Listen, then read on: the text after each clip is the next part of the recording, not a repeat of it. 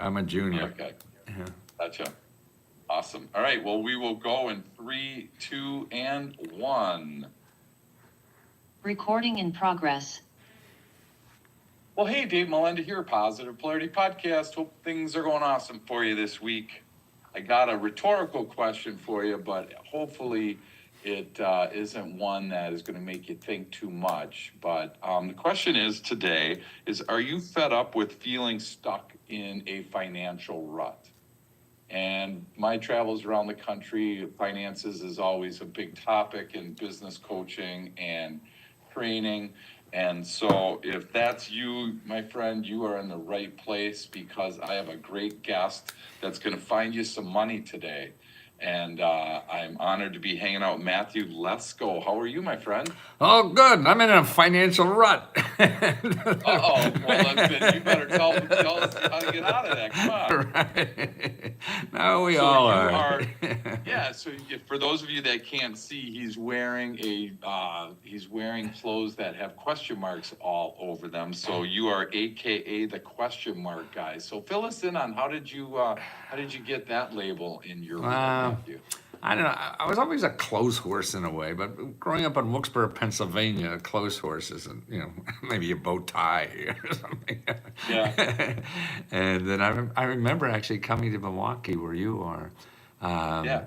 on a bus, and I was wearing an ascot. So you think back in 1961, an ascot was way out there. But I was always close, and then I got into business. Actually, Andy Granatelli, does that name mean anything to you? He was a No, professional no. race car driver. And back in the 50s, I remember watching TV, and he wasn't driving anymore, but he was, I think he owned STP, that additive? Yeah. Sure. Yep. And he was hanging around the race cars, events with a suit with STP all over it. And as a 12-year-old or whatever the hell, oh man, that's cool. Yeah.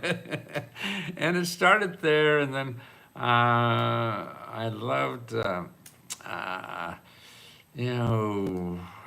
making people smile. I remember my wife's doing a history of us, and back I went to Jesuit prep school that I flunked out of.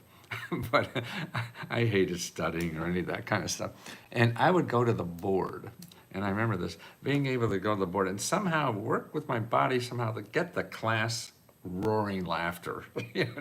Just by me doing something on the board. I have no idea. Sure. Okay. And so that's, I guess it's getting reaction from people. And then I got into business about information and designing information systems and computers. I got an MBA in computer science back in the 70s, and helping management get information. Sure. Because I always felt, before 1972, you didn't have to worry about information. All the information you needed was inside the organization. Your payroll, Milwaukee's a good place. They have all these factories and all that kind of stuff. Sure. They didn't care about oil embargo or any of that shit outside. Right. It didn't affect anybody. And then 72, when the oil embargo hit, I said, gee, what people really need, particularly organization, is what's going on outside their company, not inside. And so I said, I want to start an external management information system. So top management can see what's going on, like the legislation that affects them, the markets that affects them, the laws that affect them, the competitors, all this stuff outside their business. That's what's going to bring them down or up or anything, not so much inside. And nobody knew what the hell I was talking about. But my mission Well, now was... all you do is go to ChatGPT and ask Right, them exactly, right. You get all the answers within 10 seconds. Absolutely. So it must have took you days and weeks to find a lot of that man, stuff. well, it was libraries. That was the only place this stuff was. And I was in Sure. Washington, D.C., so we had more libraries in this town than anybody else in the world. So companies would ask me about, we want to start like Procter & Gamble as a client of mine. And I started a chain of pasta stores. So I'd go to the library of the Department of Commerce and find all the market studies they have for starting pasta stores and everything. And I'd find the pasta expert in Washington. There's a guy in Washington D.C. Getting paid, I don't know, $100,000 a year to study the pasta market. So I'd find these bureaucrats, and I'd get all these market studies the government spent hundreds of thousands of dollars on. And I'd get copies of them, and I'd sell them to my rich clients for thousands of dollars. And I'd thank the government. And actually, my first New York Times bestseller was a book I copied from the government printing office. See, at Marquette, I flunked English, man. And you know that English teacher that flunked me at Marquette freshman year knew my sister. They went to Misericordia College together. Not my sister, but her sister's friend. So she was almost like family. And the sucker still had to flunk me. I used to walk to mass with her every day after class just to brown nose her to try to pass this thing. Didn't help, did it? I was that bad.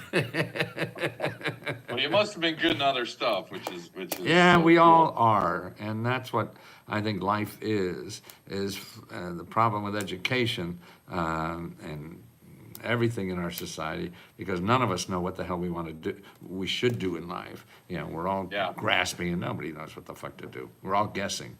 So we're looking for other successes to copy, and that's probably bad most of the time, good some of the time, because we're all so different. What's really going to work for us is what's going to work for us. Right.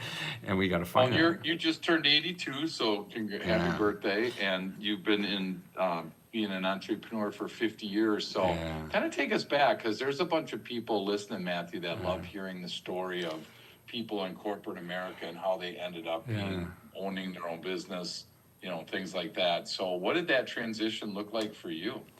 Well, it would be, I'd go to work for somebody, and I had a computer, so I was a computer science professor even, because I wasn't even a degree in it yet, but they needed them, and I'd teach at one college. That's the same thing I was learning at another college, because there weren't teachers around. But no, it is, I think it's just trial and error with anything, but no, you have to have the courage to have trial and error, and that's it. We don't have, life becomes good enough because we don't know what the hell to do, and so it's sort of like a bad relationship. You don't have a good one on the horizon, so he only beats me on the weekend, so it's not so bad. And jobs are like that too. It's not so bad, and you get stuck. And so that's why I think one thing is your overhead. I mean, that's the thing that kills us. The other monster to me is your friends and loved ones. Because most of them, particularly family, they want to protect you, and you're stuck there in something, it's not right for you, but you wake up every day and shove that down and try to live with it because you have bills to pay and all that kind of stuff. And you'd love to just get out, within seconds. But you ask your friends around, oh, don't do that. You have a good pension. Don't do that, because all these kinds of things that are not talking to you as a person, but because they don't want to see you hurt. And that, to me, is the worst thing to do to anybody, particularly a loved one, because nobody knows what to do in life. And we're all struggling, and it's very difficult. And to tell somebody what else to do in their life, to me, is I just get, what gives the audacity to anybody to do that? Because we don't know what to do in our own lives. Right. And so to me, loving somebody is helping them do whatever they want to do with their life. They have to go through that struggle and do that. And if you love somebody, you don't tell them what's fucking wrong with it. There's something wrong with everything. But it's like learning to walk or learning to ride a bicycle. You just got to get on that sucker and fall on your ass 100 times before you learn. And if you want to do something that you're not going to get hurt, you can't do anything, because you don't know what you're going to do, and that means failure in there.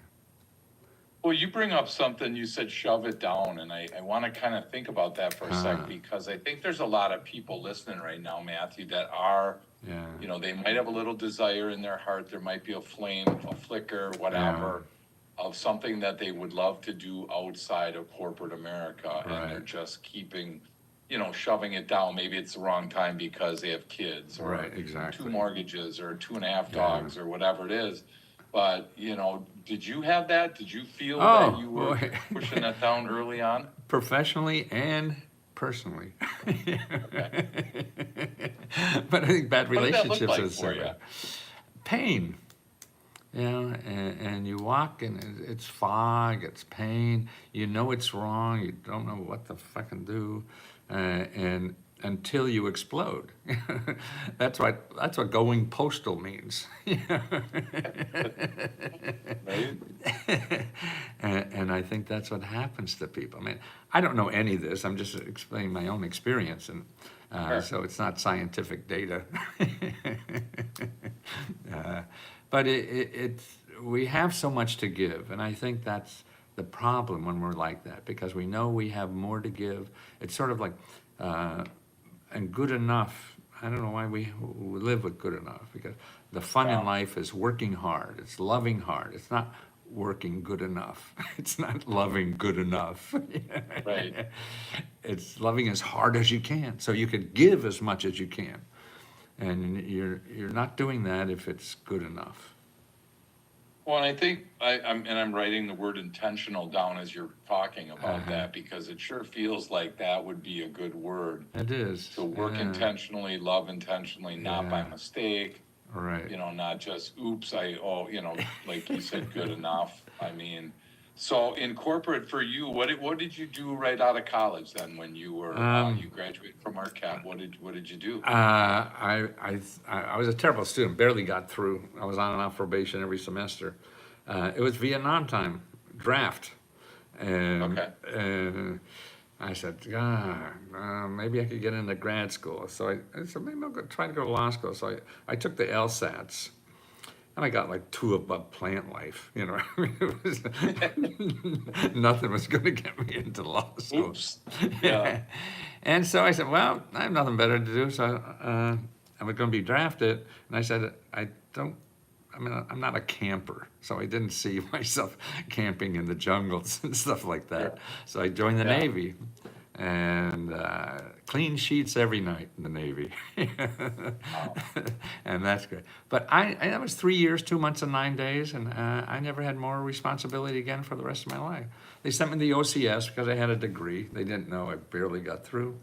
And they were looking for cannon fodder people. That's me, a junior officer. So these 6 months in Newport, and learn how to drive ships. Then went to the South China Seas and drive ships around Vietnam. Then I became a diplomatic courier in Northern Europe. Dressed as a civilian with a handcuff and secret packages and everything. I'm a kid, 23 years old or something like that, driving, flying on commercial airlines with a fucking gun. There were the days. Yeah, right, exactly. And you're smoking in the back. I'm Right, guessing, too, right? exactly. But I was stationed in Scotland, and I was a golfer, so that was like, being in the briar patch. Yeah. And that was fun, but boring. I want to get on with my life. Yeah, and it is trying. I mean, boy, and I think people around you, that's what I mean, particularly loved ones, at least in my generation, we told everybody else how to live. and wanted to control other people's lives. And I see as I get older, man, that's just the worst thing to do for anybody. It's helping and loving people to help them figure out what to do with their life, and none of us are smart enough even to figure out what to do with our own lives, let alone tell somebody else to do, and we're all so different. Sure. Yeah, Yeah. Well, how did you transition then from that to like getting involved in government grants and things like that? How did that enter into your world? Well, for somebody back then, oh God, I thought I'd like to get an MBA. I don't know. I was always interested in business. My undergraduate degree was business, but I don't think I read a book in the whole 4 years. Just figure out how to skate through all that. But I didn't have grades. I didn't have anything. Oh, I got out of the Navy early, a couple months, if I got accepted into a school. See, they were trying to get people out of the military faster. So if you got accepted, Right. and you could get out 3 months early or something. So I found somebody, the only one who would take me as a student was Marquette, but not in graduate school, undergraduate school. So I'll go back in undergraduate school, at least I get out of the Navy. And then I remember taking, an undergraduate was hard. And I was doing well at that. And I was, remember, about halfway through the semester at Marquette, I asked them, hey, you know, I'm really here to be able to show you I could do graduate school. And I said, it's not really sure. And they said, that's no matter what you do, you're not going to be in graduate school. So I said, fuck this. Wow. Yeah. They told you that? They Yeah. just said you weren't Right. graduate school material, huh? Okay. And so a buddy of mine, I was married at the time, and he was married. So his wife, family was from Washington, and so let's go to Washington, because I at the time, if you were a naval officer or an officer, you could be a GS-9, you know, in the government. Oh, I said, well, that sounds like good money, you know, and go to Washington and get a government job, you know. And I got here, and I think I got in the information business right away. I delivered the New York Times at 5 o'clock in the morning, downtown Washington, D.C. Right. And while I was looking for government jobs, and when they would start coming in, oh man, they just felt like jail. And I went to AU here, and they'd let me take classes. And graduate school was easy to me, and undergrad school was hard. And so they got me in the MBA school, and I was studying computer science. So I was teaching at another university, computer science, while I was going to school in computer science at another university. I just keep my class 1 week behind me that I was learning and then teach them. I got that. I finally got an MBA, started a business that failed, a software company, started another business that failed. And then my mission there was really trying to get information to people. And that's what the question marks and all that is. And I felt at the time that answers are easy nowadays because we have so much information. It's asking the right question. That's what's important. It's not getting an answer. It's asking the right question, because you get in, and now it's even more so that way. You know, you get a million answers to anything you want, you know. Right. So that was it. I started that. Then I started trying to sell something, that what I called an external management information system to top management people so they could monitor, which is really a clipping service, you know, back then, before the internet. And that didn't do well. And then I just said, well, I do research. What do you want to know? And it was competitive information. So, and it was going into government offices and finding information about companies and competitive stuff and all that. And people were paying for that, paying big. So I grew that from me and a phone and a desk in a one-bedroom apartment to 30, 40 people on K Street in Washington, D.C., you know. So that was, then a divorce and a whole bunch of other things. Oh, and then I saw what I was helping people. I started learning about government programs, which I didn't know anything about. Growing up in Wilkes-Barre, and probably Milwaukee the same, the government was the IRS and the post office, you know. That's it. Yep. That's all I knew. But these fat cats taught me this because I wanted to get paid, and they wanted to get money and help to do all this kind of stuff. I'd find it in the government. Holy shit, look at this. And I got sick of helping millionaires become billionaires. And I said, God, people in Wilkes-Barre and Milwaukee should know about this stuff. So how do I teach them? And so that was books, the only way I could think of, because I can't charge, you know, people in Wilkes-Barre $500 or $5,000 to get this stuff. You know, it had to be $20. So books. And an agent found me, and he put together a package, and he sold it for, you know, a small little advance. Wow. Me, a kid who flunked English in college, I'm going to write a book for people in New York. Oh, my God. There you go. And what I did is I found a book in the government printing office. See, nothing in the government is copyrighted. You could take anything in the government and resell it.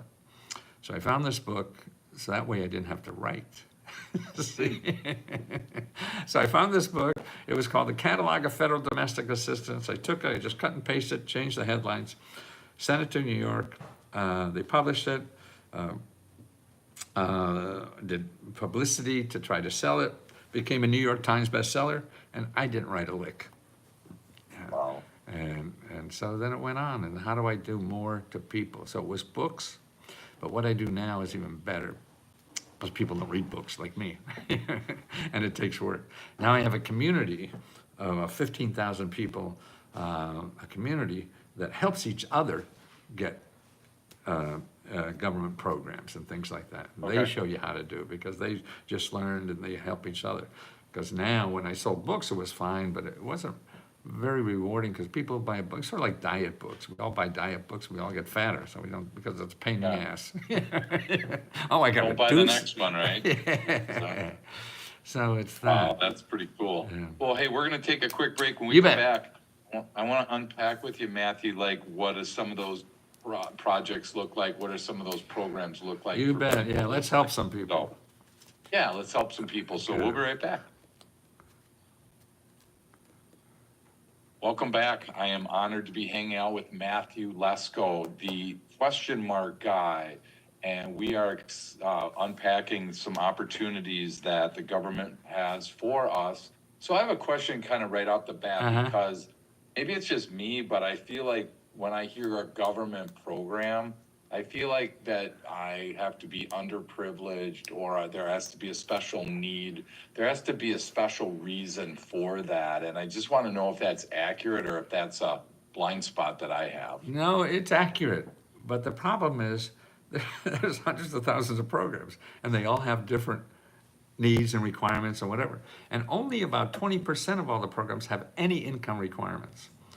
So that's the thing that people, so if you go to a program and you don't fit the income requirement, there'll be another one. Like right now, let me show you. Can you go online now and I'll show you something? Sure. Go to findhelp.org.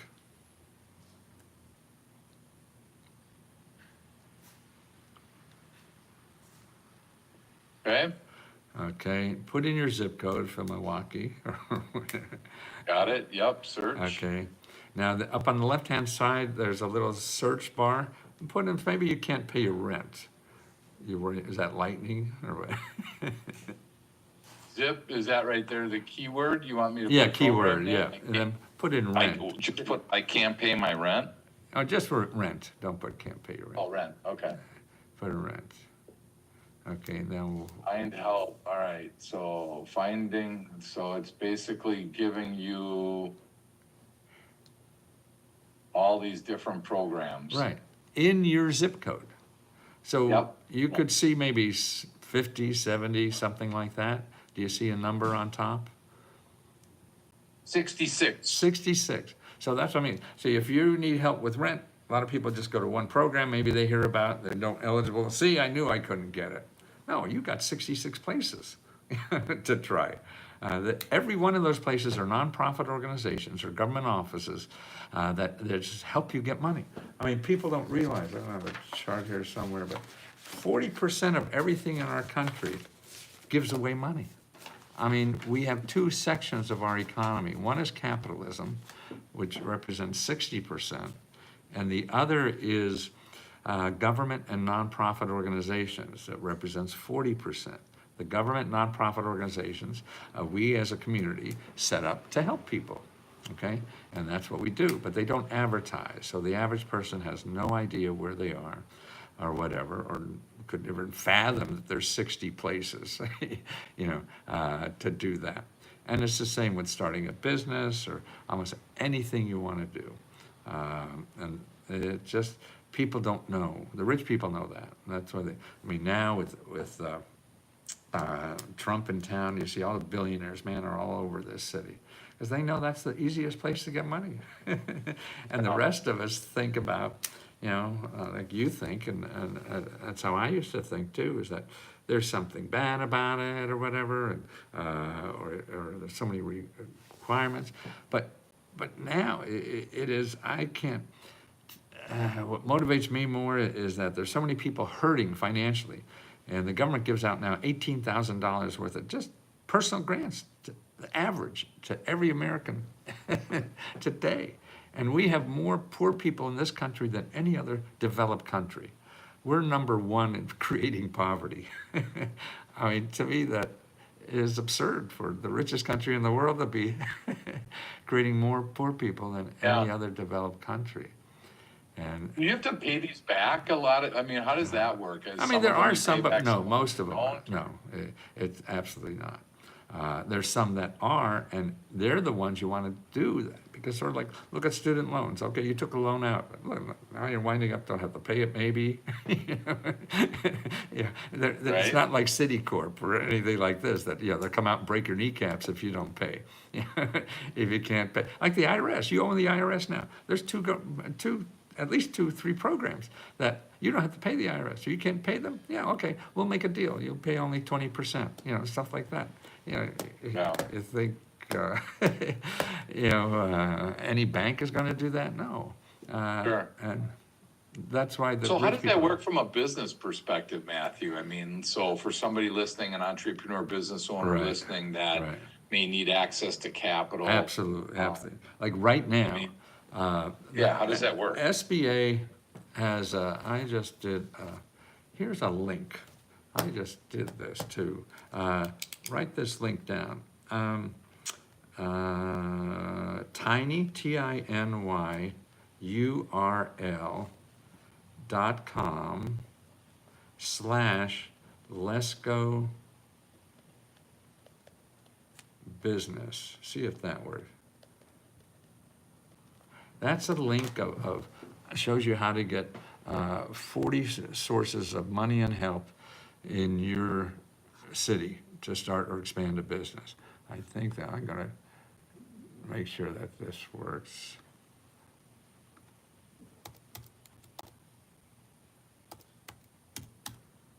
tinyurl.com, Let's Go Business. tinyurl.com. Yeah. Okay. Does Okay. that go to Let's Go Small Business Grant state by state? No. Well, that's not bad.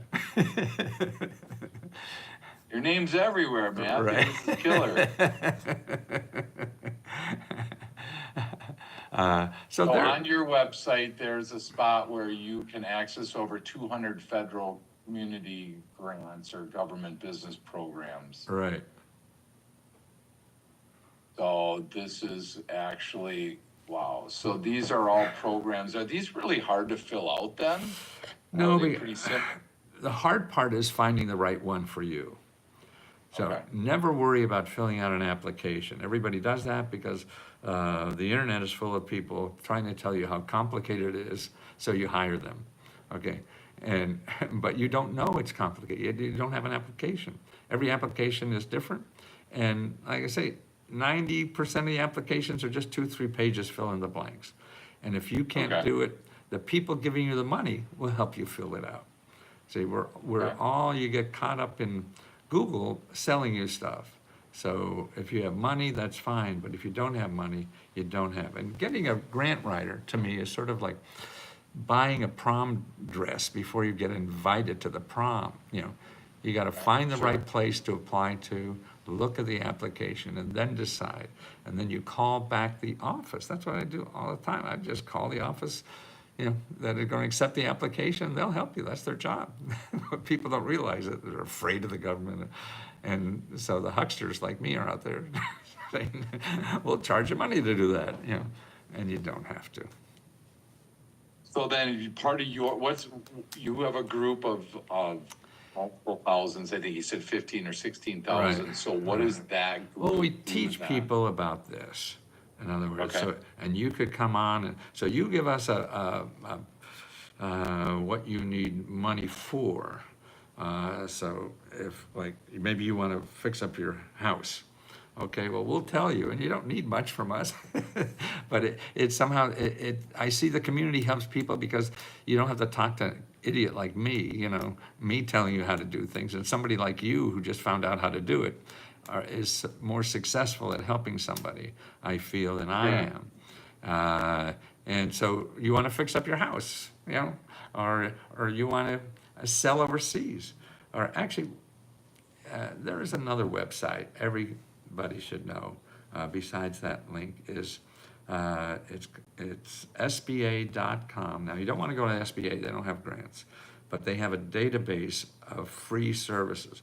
The whole thing about getting grants is finding people that know about these and help you find and apply, and they don't charge anything. See, Sure. there's a big, that's that 40% of our country is out there to help you for free. And they know these programs, they said, but they don't advertise, so that you're not gonna find them anywhere in Google, so you have to stay out of Google. And one of the key things is only talk to people in a .gov for government or .org for nonprofit. And that's what, they're the people that are not charged, and they get paid to do this, you know. But it's different. So finding these people, you have to do the work and find them. If they're getting money from you, they're gonna do the work to find you. And they're gonna kiss your ass until they get money from you, right? Sure. The other people, they work differently. You have to find them, and you have to kiss their ass because they get paid whether they help you or not. That's it. So you started at findhelp.org. Right, So that was kind of the spot where we started. right. And then you type in your zip code, and then you type in whatever keyword that you want 'Cause- to look at. For your zip code, you'll have 4,000 organizations just in your zip code for anything. I mean, paying your utility bills, or getting daycare, or taking care of grandma, or anything you want. I mean, that's another thing for an employer Yeah. to tell their employees about that, because they could get help. They have family problems or something like that. This could be your HR for any employer, and you don't have to hire Okay. anybody. You know, you need help Gotcha. paying for college, or go here. They get money. So for our zip code, I clicked it, I put it in there, and it says there's 2,257 Right, exactly. programs. Yeah, so 22. So then you would Right. dig down deeper Right. into those to see, you know. Absolutely. I mean, I'm assuming there's things like facade grants for downtown businesses. Oh, absolutely. Oh, the and, dark. you know, I plugged in like business growth, and I think a dozen different Right, opportunities came. exactly. So, Here's another good Um, website, EDA. Yeah. EDA.gov. EDA for Economic Development.gov. okay. EDA.gov. Right. You want it? And There we go. in there, up on the tabs on top, there's something called research, or you're looking for a state-by-state thing. Maybe I could find it. Yeah, find funding. No, not that one. You want the state-by-state listing. Resource and tools, okay? Okay. Okay, now down in there, here's economic development directory. Got it? Okay, then click on Wisconsin. All right. Yep, See that list there? sure. Every one of them are nonprofit organizations that get paid to help you start or expand any kind of business. Gotcha. Okay. That's their mission. Yeah. So you just have to be careful, like obviously there's one for us in Wisconsin, there's intertribal, so that Native Americans and Alaska Natives have, you know, you gotta qualify for certain Oh, things. but I wouldn't worry about that now. To me, you have a list of what, 20, 30 or whatever there. These are people, Right. what you have now is 20 organizations that all they worry about is what you're worried about. And maybe you don't belong to a tribe, but they're people, these people are in that business. See, so it's like me talking to you about coaching. You know, oh, I got somebody, maybe you're not the one for me, but oh no, Charlie over here, he does that kind of shit. I don't do that. Right. Man. You're too Sure. ugly for me.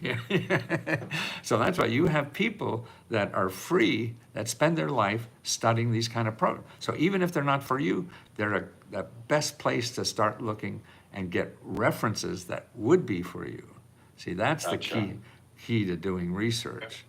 Sure. And not going to Google and putting in money for my business, because you get 200 million websites. And that's Right, crazy, yeah. sure. Just a waste of So time. findhelp.org and eda.gov are the Right. two spots. And one that other seem one, to be- this is good because there's some good services here. On SBA, put sba.gov and then /local -assistance. And they used to have like 20 or 30 groups there, but Trump came in and cut that database down. I don't know what he's trying to do. Just ignore what they're doing in the White House, by the way. Yeah. /local Hyphen assistance. And then you put in your zip code. There it is. So yeah, it's sba.gov /local-assistance. Right. That puts you there, and then you can just go ahead and put in your zip code, and then they Right. start, yep. Right. Zip code And see, right these there. are counselors. All these people here, there's some for women, there's some for veterans, and the Small Business Development Center are great, because you just call them up, make an appointment, and you don't even have to know how to spell entrepreneur, you know? Absolutely, and they help you cradle to grave, help you find anything you need to do that. And they get paid to do that. So there's three different things here. There is,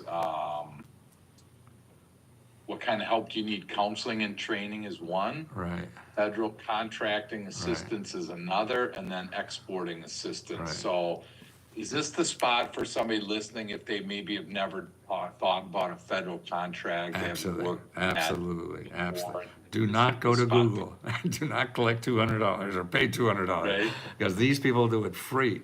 And contracts, to me, government contracts are probably the best thing for businesses because they buy more of everything anybody else in the world.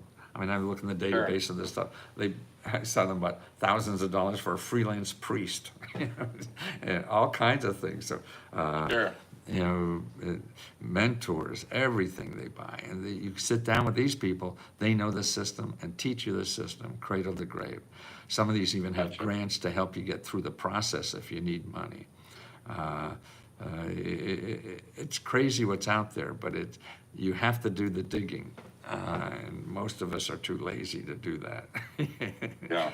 So, Well, is that where you come in then, Matthew? You kind of done this for people, so if somebody's Right. listening and they're not sure where to start, where to Right. turn, is Yeah. that where you get involved or your group gets involved? Yes, How do you? every day we have, like right after this, I'll be on live on our platform answering questions. And then we have members that are live. So we have 3-4 hours every day of members that are live on Zoom calls like this. And you Okay. could join a Zoom call and ask a question from members who've got money. How'd you get this? What is, and that Sure. seems to be good. We also give out our own grants. This is something I never thought I'd be able to do. First of all, I never thought I'd be profitable with this by only charging $20. I used to charge tens of thousands of dollars to millionaires. They didn't give a shit. They were going to make Yeah. millions anyway. But the average person on the street couldn't find that, and I mean, couldn't afford that, and I didn't want.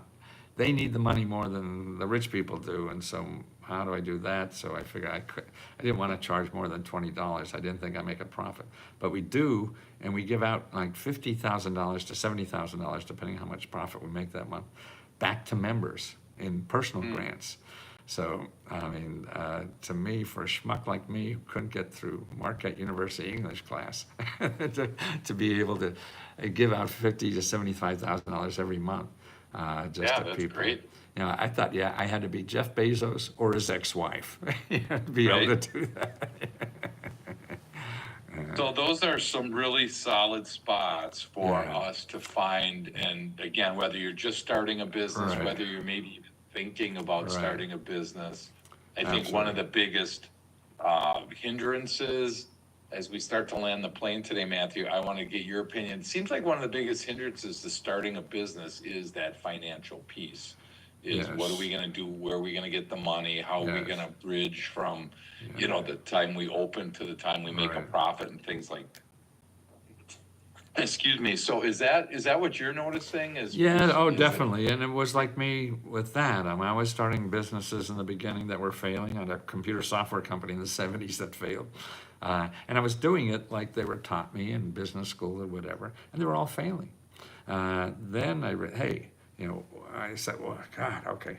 I found the money, got the money, scraped together the money, bought all this stuff, and then I became an LLC and got the furniture and the business card and all. And I failed. Who won? All the people I bought shit from, not me. And so I figured that you don't need money to start a business. Look at your business. You don't need money. You need a client.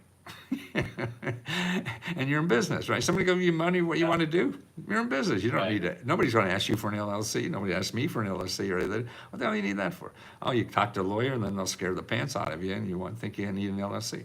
But it's crazy. Right. You're not in business till you have a customer. So why worry about all this other stuff? You figure out how to get a customer, and that doesn't cost money nowadays. It did when I grew up. Yeah, because if you sold something, you had to have a store or whatever. Always got. But now, for $20, you got a store on Etsy. Just sell your shit, and find out and keep, just figure out how to get a customer. Don't worry about anything else, because all the professionals will tell you how important this is, important that is. But if you don't have a customer, nothing's important. And you don't even have to worry about the government if you're filing any papers. Just don't worry. Just pay taxes. That's the only thing you have to worry about in the government. Get a separate checking account. This is for my business, and this is how I'm going to pay taxes on what's left there. That's all you have to worry about, and just get customers, because nothing's going to happen. You're wasting time, I feel, with anything. Because to me, starting anything is a beat the clock game. You don't know what exactly to do, and you have to keep failing and trying and failing and trying to find out what works for you. And if you're wasting money buying shit, that isn't getting customers. Somebody will tell you it is, but it's not. That's great advice. Would that be, so as we land, and this might be your tip of the day, but what would your tip of the day be for somebody listening? Maybe it is get a customer. Maybe it's something else. If you have somebody listening for the first time here, what's your tip of the day for them? Follow your heart. Your heart is smarter than your brain.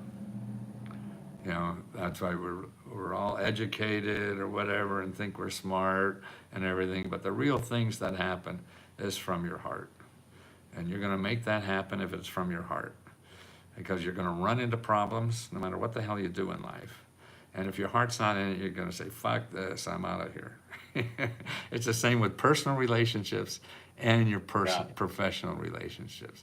I mean, you wake up every day, that son of a bitch squeezed the toothpaste again in the wrong place. I'm out of here. That's it. Done.